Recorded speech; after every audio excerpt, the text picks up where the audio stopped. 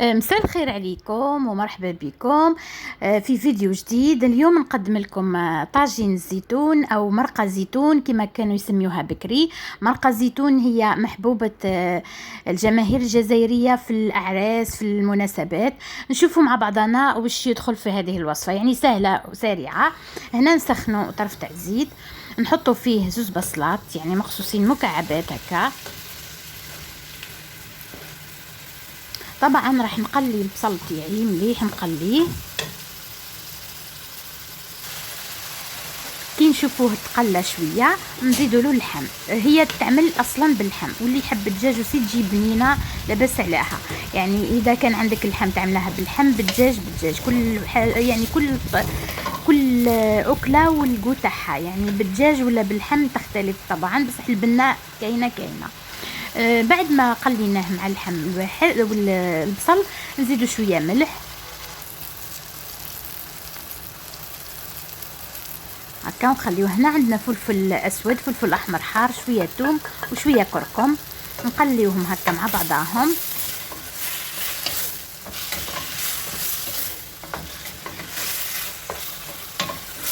التقليه مليحه ياسر البرمه باه تجيكم بنينه.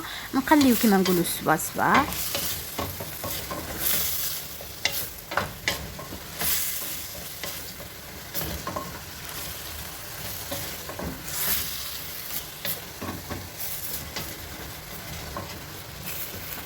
طبعا مرقه الزيتون يعني ابن وصفه اللي كاين ناس من عشاق الزيتون، هذه ابن وصفه.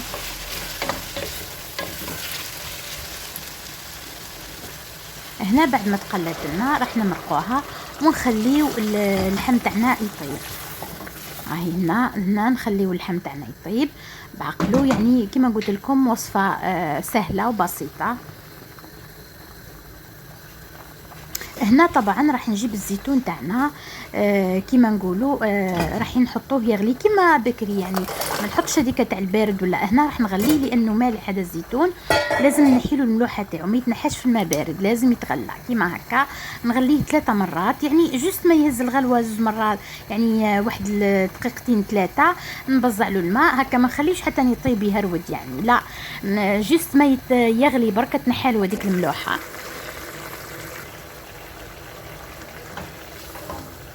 هنا بعد ما كيما نقولوا طاب لنا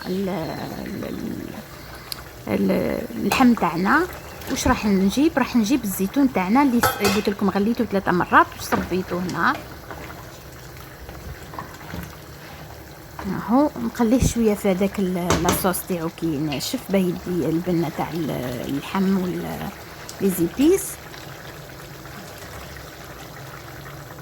ومن بعد راح نمرقو البرمه تاعي ونخليوها يعني يزيد يطيب لنا الزيتون. هنا هنا راح نمرقو ونخليو الزيتون يطيب.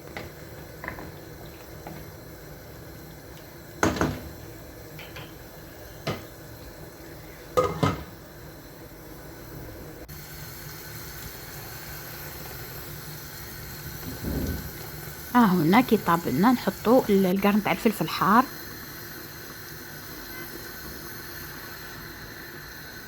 هنا كي طاب لنا الزيتون وطاب لنا البرمه تاعنا طبعا، واش رايحين نعملو العقده تاعنا يعني معروفه من بكري يعملوها. هنا عندنا مغرف ونص تاع فرينه، نزيد لها شويه تاع الماء بارد ونحركها هكا باش تدخل بعضها، باه ما تكركبش هكا كيما نقولوا. ومن بعد واش نجيبو المرقه سخونه نحطوها عليها باش ما تكعبرش ياسر في البرمه. ما انه ما تكعبرش، يعني راح تتحل من بعد تغلي البرمه راح تتحلي فيه.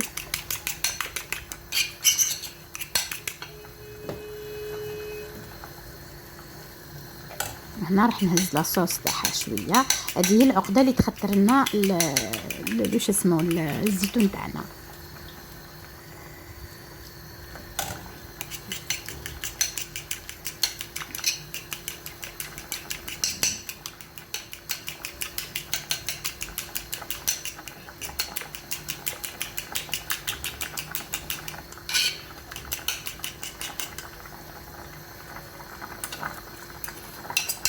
واللوحه دركا على المرقه تاعنا.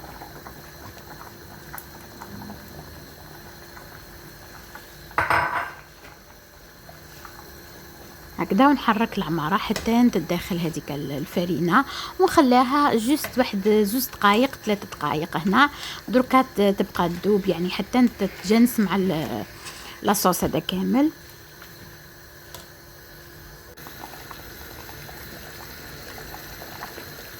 هاهي كيفاه ولات. هاهي اللي يحب لها المرقه ياسر يخليها هكا، اللي يحبها ناقصه هي جوست من بعد زيد تنشف. ما حطينا ديك لاصوص تاع الفرينه ريحه زيد تنشف. هنا راح نسقيو الصحن تاعنا كيما تشوفوا.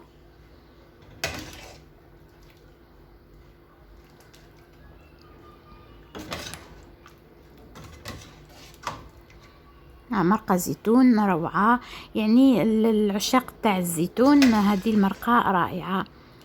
هنا نهزو الطرف تاع اللحم تاعنا.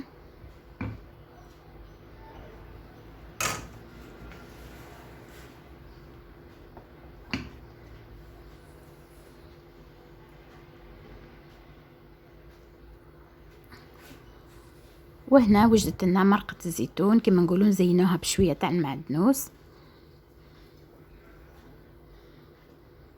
هاهي